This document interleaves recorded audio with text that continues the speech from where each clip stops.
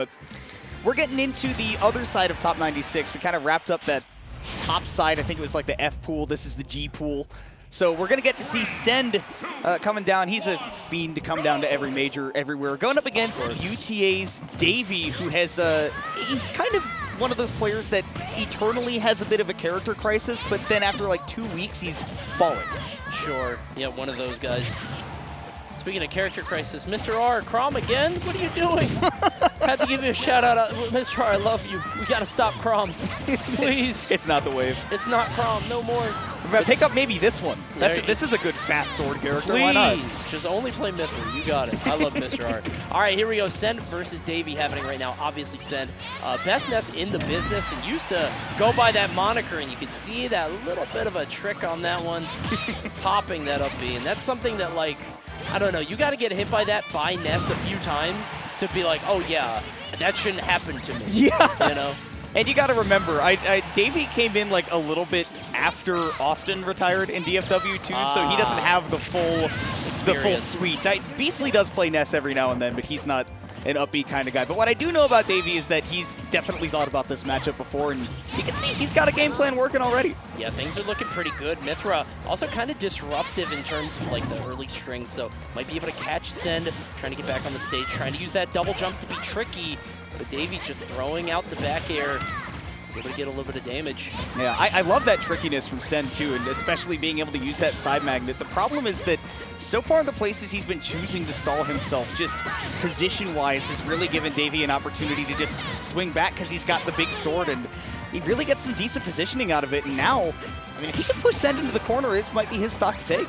I think it's easy for Mithra to overshoot because she has such fast aerial mobility. So, like, if you're trying to stall, like you were saying, she could just kind of meet you there and go further. So, it can't quite be as tricky as you want. And I think he's got to be extra careful because oh, I love that! Oh. Not going to the ledge. That was so smart. Understanding the arc of the yo-yo and barely drifting past it. I can't believe that the spacing was so perfect for him, and then he just he's still on Mithra, so go ahead and toss out that forward smash. You were at the perfect position for it and taking the lead. And you can probably hear the crowd in the background, and that's because Dallas is a pretty loud crowd. they're behind their boys. And again, going above the ledge.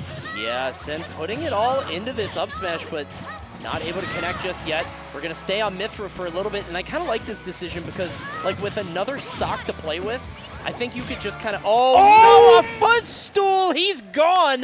How does this keep happening to Send? I feel like Send is so susceptible to this, and I don't want to bring up old demons. I remember watching Send versus Burr. I casted that set. Yep. I lost, like, were you on that with me? I was not, but I was watching it. Okay, yeah, so I remember that set. It might have been Banjo, actually. Yeah. It was, but I remember that set specifically, Send against Burr, and got, like, it was some weird setup where he got stuck under the stage. I don't know. Maybe Texas is cursed with this Utah native. We'll see how he does game 2, because right there, an unfortunate footstool leads to a game loss. You can take Austin out of the scene, but it's still his state, apparently, yeah, when it comes to Ness. And, dude, honestly, I feel like Send just, as a player, kind of similar to Cosmos in the way that I feel like when he plays, it's just defined by big moments, whether it's good or bad. I feel that. Like, sure. He'll either blow up a stock in 20 seconds and all of a sudden he's got an insurmountable lead, or something like that happens and you go, oh, Davy's up 1-0. That's interesting. How did that happen?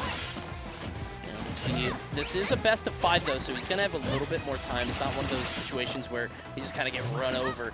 So even if he loses this one, he'll still have more opportunities to bring it back. But right now, a little bit behind, but nothing too bad. Oh, that sucks. Yeah, I love that Davy's been doing that intentionally too. He doesn't really mind playing a grounded game and getting caught by those PK fires because he's been using that foresight liberally, and boy, these edge guards have been on point too. Oh. Nice. Forward smash not quite going to do it. Just a little bit off. I love the decision to go off stage, realizing that the resources were spent getting that forward air. And, you know, this matchup in particular is kind of weird because obviously we know that Ness struggles with swords historically. And Mithra, like we were talking about before, can kind of just shove that sword right in Ness's face consistently, overshoot the aerials, kind of stuff him. But this is a sword character that Ness can actually edge guard. A lot of them he can't really interact with off stage, but between PK Thunder and obviously the yo-yo, even forward air there, I think Ness has a few more options off stage. That down tilt, man, wow. Davy all over him at the ledge. He just hasn't had a path back. I mean, We were talking about Pyramithra getting edge guarded by Ness, but it's really been the reverse mostly. The fact that he was able to time that so perfectly, because the arc that it goes at is not the easiest, actually. You have to, oh, ugly. Speaking of arcs. Yeah, that was gross. I don't know how he went that way. Send tying it up. Man, and again, just great awareness right there. I think that Send has definitely caught on to Davy doing those high recoveries and not going to the ledge, which is fair because, again, when it comes to that edge guard, you have to be really concerned about what the yo-yo can do to a recovery that isn't going to be able to challenge it as well as some others can. Double up air, tries to go for 3, pops out, goes back in. Right now, dead even again. Who's going to land that big hit? Davy committing a little bit too much on that juggle as well. 71 though, Send forced to retreat to the corner. And I love that Davy switching to the Pyra in case he gets that big opening, but then he's right back to the Mithra the moment that Send is just back on solid ground. I like the idea of the threat. You have Send in the air. You know that Ness can sometimes get juggled. I don't think he has a jump. Yeah, we're going to have to pop that. Love the neutral air, but a tech from Davy keeps him alive. Patience with the shield too, and knowing when that grab was going to come out, but he was holding in, and dash attack's going to take it, and that's just like all of DFW's PR sitting in the front going, how? Actually, that killed. How did that killed? That's actually kind of shocking. Yeah, like you said, just holding in on the dash attack, kind of a reliable, I don't even want to say reliable, but semi-reliable kill move for Ness sometimes. It's a zone breaker at least, right? Yes. And it's got some punch too, so. It's one of those things that, especially if you get caught off guard by it, and you will be because Nesses tend to use that move pretty sparingly, it's very laggy, then yeah, for sure, it can get those early KOs. And that time, I guess, Davy was just trying to fight for center stage. Now he's got to fight to get the lead back in this set. He's got the counter pick advantage, so he's taking Send to the much flatter Kalos Pokemon League. Yeah, I was wondering. Kalos, I guess, just trying to catch Ness landings, maybe some air dodges or stuff. Less opportunity to be edge guarded, just because I think at Kalos, typically, unless a match goes super swingy, doesn't get played at the ledges as much. Unless a character can really lock you down there, but it feels like this match hasn't really been that way. There's been a lot of on-stage play. It's been more of a fight for center stage, and then both players being very opportunistic once the other one is off stage. Right. And that's kind of what Davy's looking for, right? Is, okay, if I've got center stage, that's my step one. My step two is push this Ness into the corner, and now that he's off stage, again, using that Pyra just to threaten that space, but you can rest assured he's probably switching back as soon as he gets a good opportunity.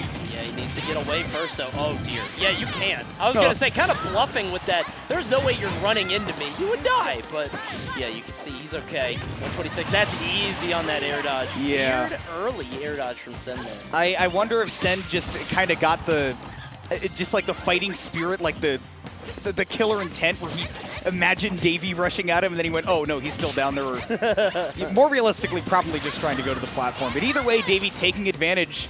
Nice, I love him taking out that PK Thunder as well, but you'll take a trip to that top blast zone.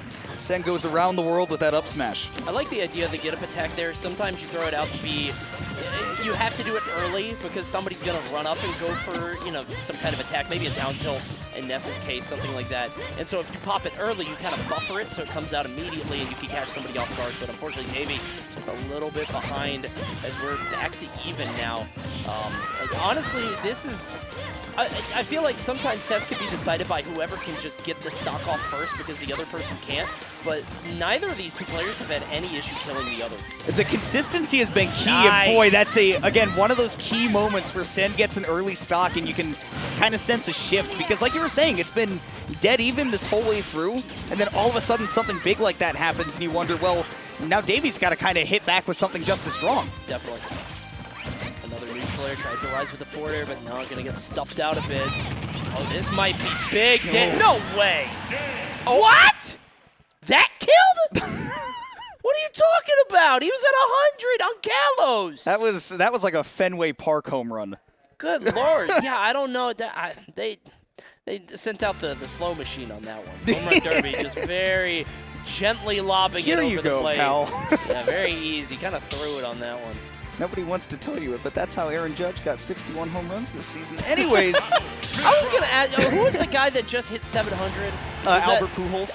Yeah, I saw something saying that, did they set him up for that? Because, like, all the people were ready and, like, the media was, I don't know if that's true. I don't follow baseball. Oh, dude, the moment he hit 699, well, even before that, everybody was like, oh, we're going to be at every game in case he doesn't. Yeah. And that's what you got to do. And in that sense of opportunistic play, because somehow I'm going to find a segue here and you can't stop me. My bad. I kind of set you up poorly on that one. It's not your fault. I'm just, you know, I can't help myself. I have to find a segue. And in this case, Davy, he is going to have to be just as opportunistic as Major League Baseball media. He is going to have to get something to shift that momentum back in his favor because Send really turned things around in that Game 3. I'll give you a B+. Best you could have done. You know what? I'm proud of a B+ in that case. Yeah, I think he's stuck. Yeah, we're just going side B off stage. The Melee Classic just gonna photon edge into the stadium of PS2. Probably into the crowd. They're like, ah! Yeah, exactly. Probably messing up some hot dogs and peanuts, but gonna be a mess in those stands. But that's for the janitors to clean up, and we'll see if he can clean up this stock. Oh no! Trying to get the down air, but can't quite hit it. A little bit too late. And this is one of those things that I figured would come into play the longer this set goes on, is that, I mean, Send goes to, like, every tournament on the planet, and Davy's still trying to work on that stamina a little bit, but definitely showing that he's got plenty left in the tank, able to even up the stocks at 2 apiece, and if he can keep Send on these platforms, he's going to be in a good position. That's a really good point about how it really does feel like veteran knowledge, just kind of tournament experience really comes into play over the long set because you get to learn so much more about the opponent. Your level of adaptation and downloading just kind of skyrockets the more that you play. So we'll see if Send can keep that up. And, I mean, just knowing how to be mindful of using all your tools over a set, I can't believe that shield poke. Me neither, because if it didn't, you know he was dead. Yeah. Doesn't matter. Yo-Yo's going to do it. He was anyways. Yeah, Send, I mean, honestly, Send has done such a good job of controlling the ground game. I think that he was off to a pretty bad start of that in the set because Davy was, you know, running into the PK fires and foresighting them on purpose, but now Send has found a couple of different ways to kind of make sure that Davy isn't as comfortable just sticking to the ground, making use of that good movement speed, and it's looking like it's all Send at the moment. Just kind of running over Davy, who apparently has a bit of a shield grab habit. Have been noticing a couple of whiff shield grabs, and now Send just kind of dancing on him on this left side. Send is going to be able to abuse the hell out of that if he keeps trying to go for shield grabs, because Ness could just trip you up so much between the second jump, between stalling. He's just got so much to beat that. Down tilt is going to land, but can't find a follow-up. After the auto cancel was so clean, but Davy didn't react in time. I love the use of the blazing end to cover himself back onto stage, but he's got to get this stock gone and now because otherwise he's in real hot water.